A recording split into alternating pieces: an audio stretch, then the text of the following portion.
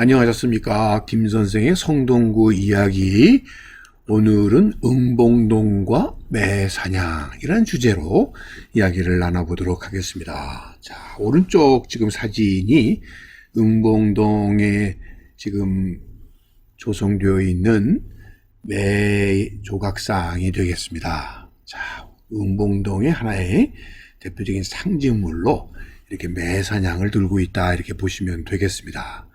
자, 이 매사냥은 1910년도에 유네스코 인류 무형문화유산으로 등재가 돼서 우리 하나의 전통 문화로 독특한 우리의 문화유산으로 이렇게 지정이 되어 있습니다.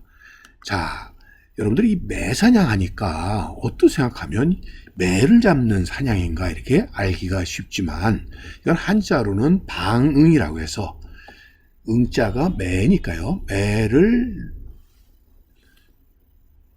통해서 새를 잡는, 그래서 길들인 매로 사냥감을 잡는 사냥법을, 그래서 매사냥 이렇게 우리가 번역을 했는데, 여기서 약간 혼동이 있을 수 있겠네요. 그래서 매놓기 이렇게 번역하는 게 더 옳을지 모르겠네요. 자, 어찌됐든 매를 풀어놨다가 다시 되돌아오도록 이렇게 훈련된 매를 이용한 사냥이라고 보시면 되겠습니다. 자, 매사냥은 오늘날의 승마나 요트처럼 전통시대의 귀족 스포츠 중에 하나로서 이미 삼국시대부터 시작되어 왔다는 증거들이 많이 있습니다. 특히나 이것이 고려 후기 원나라에서의 간섭기 때 우리의 매를 흔히 해동청이라고 불렀고, 이 해동청이 크기는 작지만 사냥을 워낙 잘한다고 하는 소문이 퍼지면서 원나라 황제가 이러한 훈련된 사냥매를 요구해 와서 이게 국가 조직으로 응방이라는 것을 두어가지고 이러한 요구에 응할 정도였을 정도로 이 고려 사회에서는 굉장히 큰 부담이 되기도 했었던 것이 바로 이 매 사냥이기도 했었습니다. 자, 이것이 조선시대를 거쳐서 일제강점기 때까지도 계속 인기 스포츠로 유지가 되어 오면서 이렇게 훈련된 매 한 마리가 황소 한 마리가 맞바꿀 정도로 대단히 귀한 대접을 받았다, 이렇게 보시면 되겠습니다. 그러나 이거 해방 이후에 우리가 산업화되는 과정 속에서 매 자체가 이제 서식하기 어려운 환경으로 바뀌어 나가게 됐고, 그러다 보니까 매를 부리는 사람도 이제는 무형문화재로 보호를 할 정도로 거의 단절 위기에까지 와 있다, 이렇게 볼 수 있겠습니다. 자, 일제강점기 시기에 지금 이 응봉동 일대를 그린 지도를 확인해 보면, 자, 여기에 지금 한자로 매응자의 응봉. 자, 이쪽에도 또 지금 지도에는 없습니다만 이쪽에도 응봉이 있습니다. 그래서 작은 매봉, 큰 매봉, 이런 명칭으로도 사용이 되고, 지금도 응봉 혹은 매봉 이런 명칭으로, 자, 여기 경우는 매봉이라고 지금 이렇게 불려서 응봉과 소위 비교를 할 만큼 이곳에 응봉이라는 봉우리들이 많이 있었음을 알 수가 있고요. 지금 여기에 보면은 마을이 이렇게 표시가 되어 있는데요. 이것은 살고지 쪽에 살던 사람들을 이쪽으로 옮겨오면서 새로운 부락이 만들어졌다 그래서 흔히 신촌이라고 불렸고요. 그 신촌이 오늘날의 응봉동이 됐다, 이렇게 보시면 되겠고요. 이 수천리가 지금의 금오동, 이 두무포가 있는 지역이 지금의 옥수동, 이렇게 이 마을들이 이렇게 형성이 됐다 보시면, 지금 응봉역이 있는 이 동네가 응봉산 밑에 마을이라고 해서 응봉동으로 자리를 잡게 되었다, 이렇게 보시면 되겠습니다. 그러다 보니까 다 이 마을의 봉우리들이 다 응봉이라고 해서 매와 관련이 있는 것으로 알기가 쉬운데, 사실 우리나라에는 이 여러 곳에 산 이름으로 응봉이 붙여진 예들이 많은데, 이 한자로 응봉이라고 하는 명칭으로 바뀌기 전에는 우리말로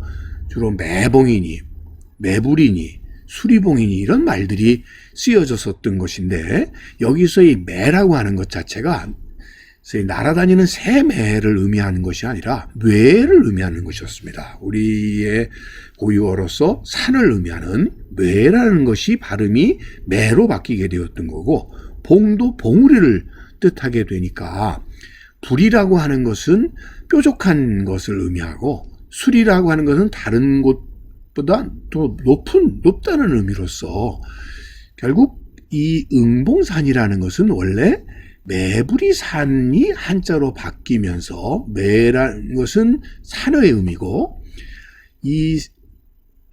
이것이 새매의 응자로, 한자 응자로 바뀌어지게 되었던 것이고, 수리봉 하는 것도 사실 높은 산 이런 의미로 사용되게 되었던 것이 오늘날 대체로 이렇게 응봉으로 한자화되게 되었다, 이렇게 보시면 되겠습니다. 그러나 특별히 이 성동구 응봉동에 있는 응봉상의 경우는 사실 매와 굉장히 더 관련이 깊으니, 이 조선왕조를 개창한 태조 이성계가 즉위 4년에 이곳에 응방을 설치하기도 했던 곳입니다.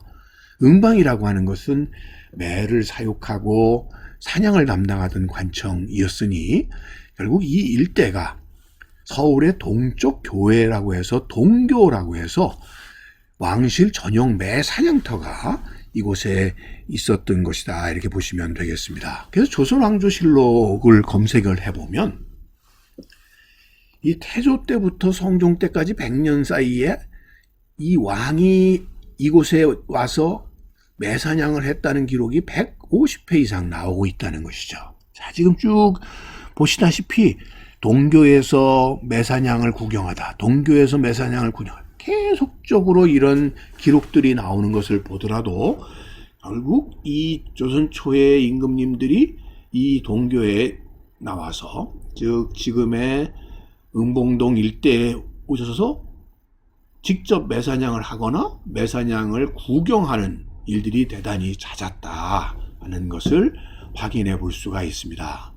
특히나 이 태종 자신은 이 실제적으로 매사냥을 직접 즐기기도 했다는데, 그에 비해서 그의 아들 세종의 경우는 직접 즐기기보다는 구경 자체를 대단히 좋아한 것으로 기록되어 있고요.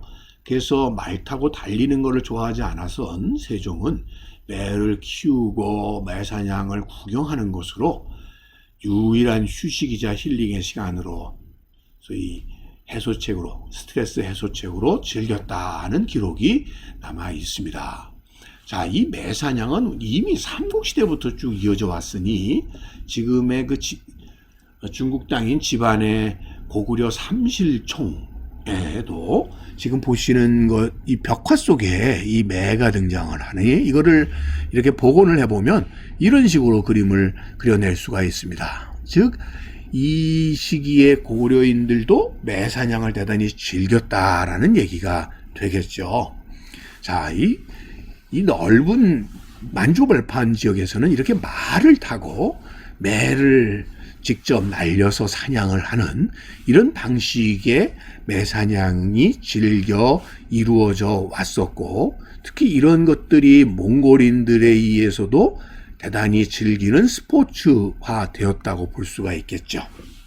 자, 이런 기록들은 이 사진 기록으로 지금 볼 수 있는 게 스웨덴 탐험가 스탠 베리만이 한국의 야생동물이라는 책자에서 이 매사냥을 소개하고 있으면서 지금 이 매꾼의 사진을 이렇게 직접 보여주고 있는데요. 자, 이 사진에서 등장하고 있는 매가 바로 참매가 되겠습니다. 아직 옆에 부엉이가 있습니다만 그렇게 큰, 우리가 알고 있는 이런 독수리와 같은 큰 새가 아닌 이런 자그마한 매였던 건데요. 이런 새끼, 어린 새끼 참매를 길들여서 사냥하는 매로 키워낸 거를 우리는 그래서 보라매라고 이렇게 불렀던 것이죠. 그래서 이 보라매는 나이에 따라서 1살 이내면 초진이라고 부르고 2살짜리면 재진이, 3살짜리면 삼진이 이렇게 불려 나갔는데, 특히 이 초진이가 가장 날래고 용맹무쌍해서 대단히 선호되었다. 이렇게 보시면 되겠습니다. 자, 기산 김중군의 이 풍속 도첩에서도 이 매사냥을 우리가 실제적으로 그림으로 확인해 볼 수가 있겠는데요. 매사냥을 나갈 때는 꼭 이 필요한 것들이, 첫째는 이 냄새 잘 맡는 사냥개가 앞장을 쓰게 마련이고요. 실제로 이 매를 직접 다루는, 매를 날리는 사람을 수활치라고 부르는데, 이 수활치가 맨 앞에 서고요. 자, 수활치가만 가지고는 매사냥이 되지는 않습니다.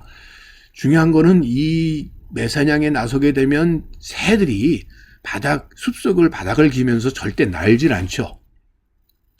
자, 그렇기 때문에 이 털이꾼이라고 하는 사람들이 결국 새가 나르도록 가서 숲을 털어주는 역할을 해야 되기 때문에 꼭 필요한 인물들이 바로 이분들이 되겠죠. 자, 이분들이 털이꾼들이 되겠고요. 자, 이렇게들이 털어가지고 새가 어느 방향으로 훅 나르게 되면 이거를 수활체에게 전해주는 사람이 바로 백군입니다. 바로 이 사람이죠. 그래서 흔히들 이 네 명이 한조가 돼서 협업을 해야만 이 매사냥이 가능했다. 이렇게 보시면 되겠습니다. 자, 그 중에서도 가장 중요한 역할을 하는 사람이 바로 수활치가 되겠죠. 이건 지역에 따라서 불려지는 명칭이 많은데요.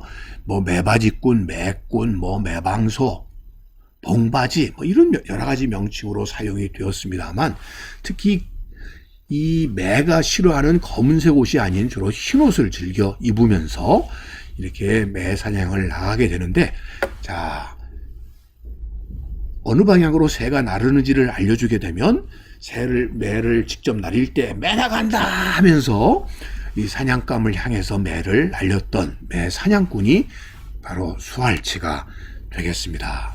주로 이들은 계절적으로 얘기하면 가을이나 이 겨울에 들어서면서 농번기가 아닌 시기에 주로 일주일에서 열흘 정도의 기간을 두고 매 사냥을 하는데, 특히 즐겨 했던 사냥감이 바로 꿩이었죠. 그래서 하루에도 보통 15마리의 꿩을 잡을 수 있었다고 하니까요. 여기에 보시면 이 털이꾼의 망태기에 꿩 한 마리가 이미 잡혀 이렇게 담겨져 있는 모습을 통해서 당시에 매사냥이 어떻게 진행됐는지 우리가 짐작해 볼 수 있지 않을까 싶습니다. 자, 이렇게 귀한 매이다 보니까 이것의 소유를 분명히 드러내기 위해서, 그래서 매는 시침이라고 하는 표지를 붙이게 마련이었습니다. 이게 누구 거다라는 표지가 되게 되겠고요.